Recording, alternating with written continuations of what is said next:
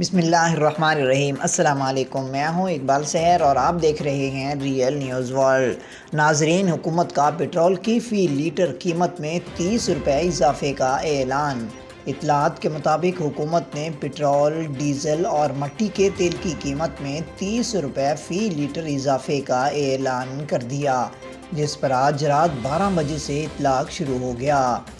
اسلام آباد میں میڈیا سے گفتگو کرتے ہوئے وفاقی وزیر خزانہ مفتاح اسماعیل نے کہا کہ سابق حکومت کی پالیسیوں کی وجہ سے آج مہنگائی ہے۔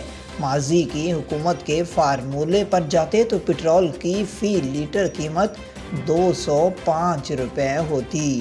انہوں نے کہا کہ پٹرول اور ڈیزل مہنگا ہونے سے تھوڑی سی مہنگائی بڑھتی ہے، البتہ پٹرول کی قیمت میں اضافے سے روپے کو استحکام ملے گا۔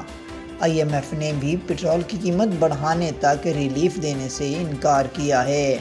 مفتاح اسماعیل کا مزید کہنا تھا کہ عوام پر کسی بھی قسم کا بوجھ ڈالنا ہمارے لیے مشکل فیصلہ تھا۔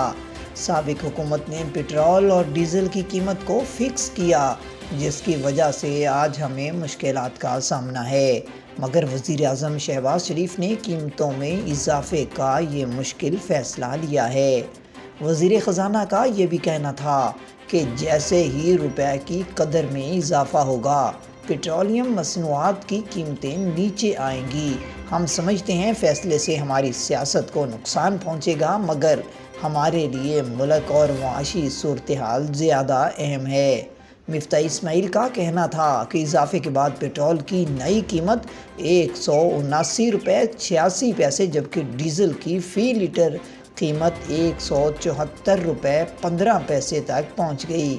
خیال رہے کہ دوحہ میں پاکستان اور آئی ایم ایف حکام کے درمیان 4 روزہ جائزہ مذاکرات گزشتہ روز ختم ہوئے، جس میں عالمی مالیاتی فنڈز نے نئی قسط جاری کرنے کے لیے پٹرول اور بجلی پر دی گئی سبسڈی ختم کرنے کی شرط عائد کی۔ مزید اپڈیٹ کے لیے ہمارے ساتھ وابستہ رہیں۔ اگر آپ نے ہمارے چینل کو سبسکرائب نہیں کیا تو کر دیجئے اور بیل آئیکن کو پریس کرنا مت بھولیے تاکہ ہماری نئی ویڈیو کا نوٹیفیکیشن بر وقت آپ تک پہنچ سکے۔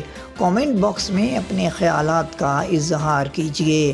اسلام زندہ باد، پاکستان پائندہ باد۔